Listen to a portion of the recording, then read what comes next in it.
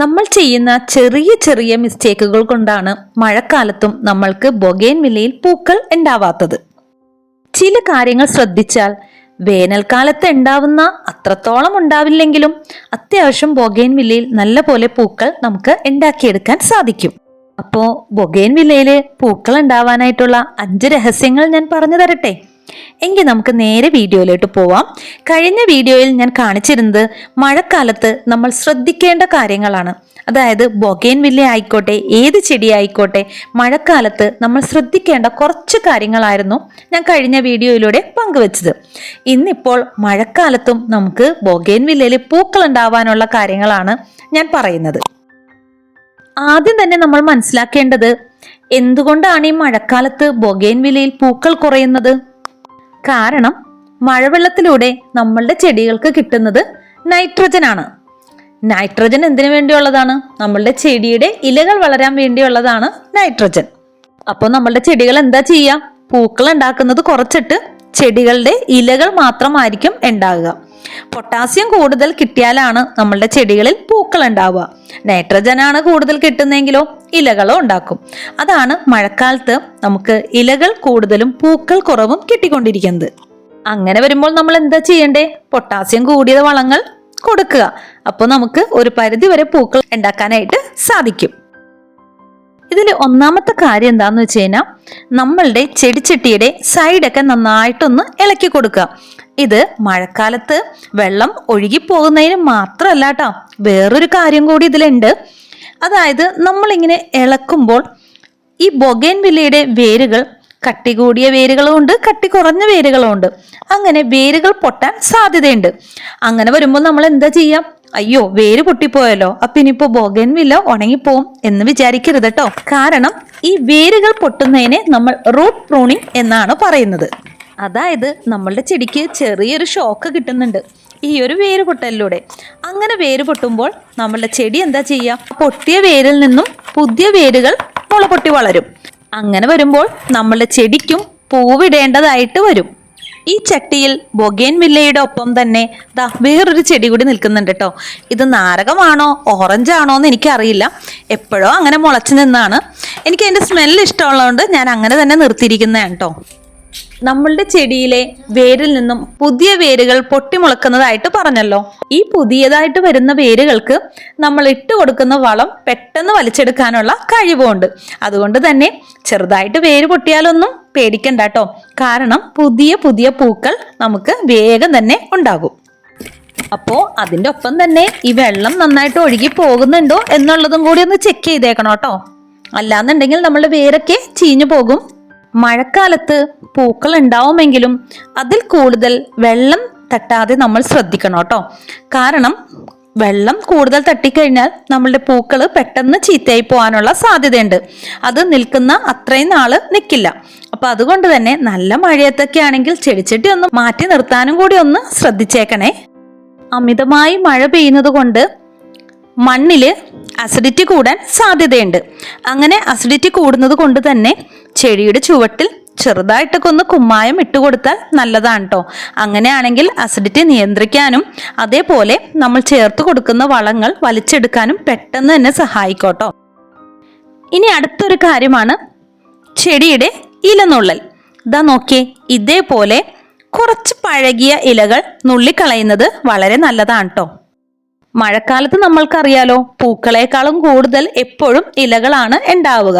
അപ്പോൾ അത്യാവശ്യം പഴകിയ ഇതേപോലെയുള്ള ഇലകൾ നമ്മൾ നുള്ളിക്കളയുകയാണെങ്കിൽ ചെടി പെട്ടെന്ന് തന്നെ പൂക്കൾ ഉണ്ടാക്കാനുള്ള ഒരു ടെൻഡൻസി ഉണ്ടാക്കുന്നതായിട്ട് കാണാം. നമ്മൾ എപ്പോഴും അത്യാവശ്യം മൂത്ത ഇലകളാണ് കേട്ടോ കളയേണ്ടത്, കിളുന്ത ഇലകളല്ല. അപ്പോൾ മഴക്കാലത്ത് ഇലയുടെ ഗ്രോത്തിനായിട്ട് പോകുന്ന ചെടി തീർച്ചയായിട്ടും നമ്മളുടെ പൂമുട്ടുകൾ കൂടുതൽ ഉൽപ്പാദിപ്പിക്കാനായിട്ട് ശ്രമിക്കുന്നതാണ്. അപ്പോൾ അതിനു വേണ്ടിയിട്ടാണ് നമ്മളിങ്ങനെ ഇലകൾ നുള്ളിക്കളയുന്നത്. പഴയ വലിയ ഇലകൾക്ക് ഊർജം കൂടുതൽ ആവശ്യമുണ്ട്. അപ്പോൾ ഈ ഇലകൾ നമ്മൾ അങ്ങോട്ട് നുള്ളിക്കളയുകയാണെങ്കിൽ ഊർജം കൂടുതലായിട്ട് എടുക്കുക നമ്മളുടെ പൂമുട്ടുകൾക്കായിരിക്കും. അതുകൊണ്ട് തന്നെ ചെടി കൂടുതൽ ശ്രദ്ധിക്കുക, പൂമുട്ടുകൾ ഉണ്ടാക്കുന്നതിന് വേണ്ടിയായിരിക്കും. അതുമാത്രമല്ല, ഈ വലിയ ഇലകൾ അവിടെ നിന്ന് മാറിക്കഴിയുമ്പോൾ ചെടികളുടെ ഉൾഭാഗത്തേക്ക് വെയിൽ നേരിട്ട് അടിക്കുകയും അവിടെ കൂടുതൽ പൂക്കൾ ഉണ്ടാക്കാനും സാധ്യതയുണ്ട്. ചെടികളിലെ ഇലകൾ കുറഞ്ഞു കഴിയുമ്പോൾ ചെടികൾ അതിജീവനത്തിന്റെ ഭാഗമായി പുതിയ പുതിയ പൂക്കൾ ഉൽപ്പാദിപ്പിക്കാൻ ശ്രമിക്കുന്നതാണ്. പ്രത്യേകം ശ്രദ്ധിക്കുക, കിളുന്തിലകൾ ഒരിക്കലും പറിക്കരുത്. കാരണം കിളുന്തിലകളിലാണ് പുതിയ പുതിയ പൂമുട്ടുകൾ വന്നു നിറയുന്നത്. മഴക്കാലത്ത് നമ്മൾ ലായനി പോലുള്ള വളങ്ങൾ കൊടുക്കാതിരിക്കുകയാണ് നല്ലത്. കാരണം മഴവെള്ളത്തോടൊപ്പം ആ ഒരു വളവും നമുക്ക് നഷ്ടമാകും. അപ്പോൾ ഞാൻ ദാ ഇവിടെ 3 ഐറ്റംസ് എടുത്തു വെച്ചിട്ടുണ്ട്. ഒന്ന് മുട്ടത്തോണ്ട് പൊടിച്ചതാണ് കേട്ടോ. ഇപ്പുറത്തിരിക്കുന്നത് എല്ലുപൊടിയാണ്. അടുത്തത് ചാരമാണ്. അപ്പൊ ഇതെല്ലാം കൂടി നന്നായിട്ടൊന്ന് മിക്സ് ചെയ്തെടുക്കുന്നുണ്ട്. ഇത് നമുക്ക് വളരെ കുറഞ്ഞ ചെലവിൽ നമ്മളുടെ വീട്ടിൽ തന്നെ തയ്യാറാക്കാവുന്ന ഒരു സ്പെഷ്യൽ വളമാണ്. ചാരത്തിൽ പൊട്ടാസ്യം കൂടുതലുള്ളതുകൊണ്ട് ചെടികളിൽ പൂക്കൾ വരാൻ ഇത് നന്നായിട്ട് സഹായിക്കും. എല്ലുപൊടിയിൽ ഫോസ്ഫറസ് ആണ് അടങ്ങിയിരിക്കുന്നത്. മുട്ടത്തോടിലാണെങ്കിൽ കാൽഷ്യവും അടങ്ങിയിട്ടുണ്ട്. അപ്പോൾ ഇതെല്ലാം കൂടി നന്നായിട്ട് മിക്സ് ചെയ്തതിന് ശേഷം നമ്മളുടെ ചെടിയുടെ സൈഡിൽ നിന്നും ഇതേപോലെ അല്പം മണ്ണ് മാറ്റിയിട്ട് നമുക്കിതൊന്ന് ചേർത്ത് കൊടുക്കാം. എന്നിട്ട് അതിനുശേഷം മണ്ണൊന്ന് മൂടിക്കൊടുത്തേക്കാം. അത്യാവശ്യം മഴ പെയ്യുന്ന സമയത്ത് നമ്മളുടെ ചെടിച്ചട്ടിയിലേക്ക് ആ മണ്ണിനൊപ്പം ഈ വളവും ഇറങ്ങി ചെടികളിലേക്ക് എത്തിക്കോളും. അപ്പോൾ മഴക്കാലത്ത് ലായനി രൂപത്തിൽ കൊടുക്കുന്നതിൽ നല്ലത് ഇതേപോലെ കൊടുക്കുന്നതാണ്. നേരത്തെ നമ്മൾ സൈഡൊക്കെ ഒന്ന് ഇളക്കി കൊടുത്തപ്പോൾ വേര് പൊട്ടിയിട്ടുണ്ടെങ്കിൽ പേടിക്കണ്ട. ഇപ്പൊ നമ്മൾ ചേർത്ത് കൊടുക്കുന്ന ഈ ഒരു വളം ആ വേരിൽ കൂടി തന്നെ ആയിരിക്കും എളുപ്പത്തിൽ ചെടികളിലേക്ക് എത്തുക. ഇതുപോലെ തന്നെ നമ്മൾ ഉള്ളിത്തോലിട്ട് വെച്ചിരിക്കുന്ന വെള്ളം അതും ഒഴിച്ചു കൊടുത്താൽ വളരെ നല്ലതാണ് കേട്ടോ. മഴയില്ലാത്ത സമയത്ത് വേണം നമ്മൾ ചെടികൾക്ക് അത് ഒഴിച്ചു കൊടുക്കാൻ. അതിലും ധാരാളം പൊട്ടാസ്യം അടങ്ങിയിട്ടുണ്ട്. അപ്പൊ അതുകൊണ്ട് തന്നെ നമ്മൾക്ക് പൂവിടാനായിട്ട് നല്ല രീതിക്ക് തന്നെ സഹായിക്കുന്നുണ്ട്. നല്ല കനത്ത മഴയുള്ള സമയത്ത് ഒരിക്കലും നമ്മളുടെ ബൊഗെയിൻവില്ലയെ മഴ നനയാനായിട്ട് വിടരുത് കേട്ടോ.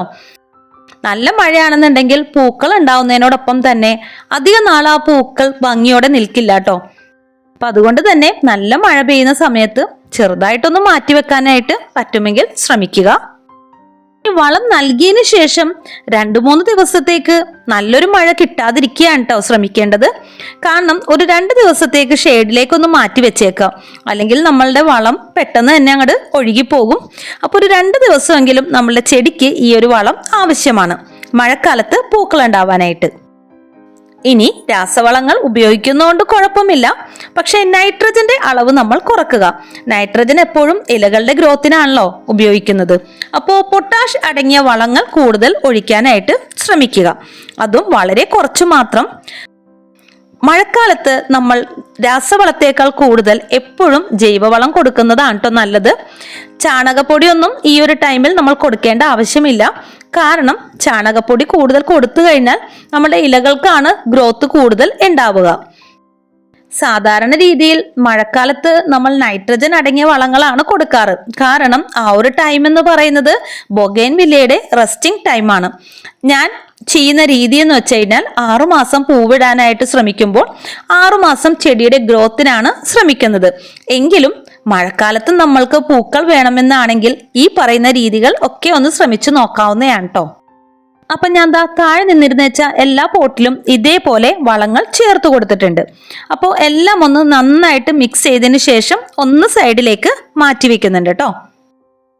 നമ്മളുടെ വീട്ടിൽ മഴയില്ലാത്ത സമയത്ത് വെയിൽ കിട്ടുന്ന ഒരു സ്ഥലം ഉണ്ടാവുമല്ലോ. അപ്പോൾ ആ ഒരു സ്ഥലത്ത് തന്നെ നമ്മൾ ബൊഗെയിൻവില്ലയെ വെക്കണം കേട്ടോ. കാരണം നമ്മൾ എത്ര വളം കൊടുത്താലും ബൊഗെയിൻവില്ലക്ക് പൂക്കൾ ഉണ്ടാവാൻ വെയിൽ ആവശ്യമാണ്.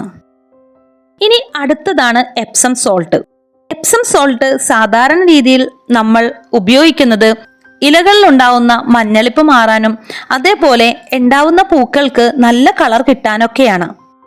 1 ലിറ്റർ വെള്ളത്തിൽ 5 ഗ്രാം എപ്സം സോൾട്ട് എന്നുള്ളൊരു കണക്കിൽ നമ്മൾക്ക് ഇത് ചെടികൾക്ക് നേരിട്ട് ഒഴിച്ചു കൊടുക്കുകയോ ഇലകളിൽ സ്പ്രേ ചെയ്യുന്നതോ വളരെ നല്ലതാണ് കേട്ടോ. നമ്മൾ കൊടുക്കുന്ന വളത്തിനോടൊപ്പം തന്നെ ഈ ഒരു എപ്സം സോൾട്ട് നമ്മൾ ചെടികൾക്ക് ഒഴിച്ചു കൊടുക്കുകയാണെങ്കിൽ നമ്മൾ ചേർത്ത് കൊടുത്ത വളം പെട്ടെന്ന് തന്നെ ചെടികൾക്ക് വലിച്ചെടുക്കാൻ ഈ ഒരു മഗ്നീഷ്യം സൾഫേറ്റ് അഥവാ എപ്സം സോൾട്ട് സഹായിക്കുന്നതാണ് കേട്ടോ.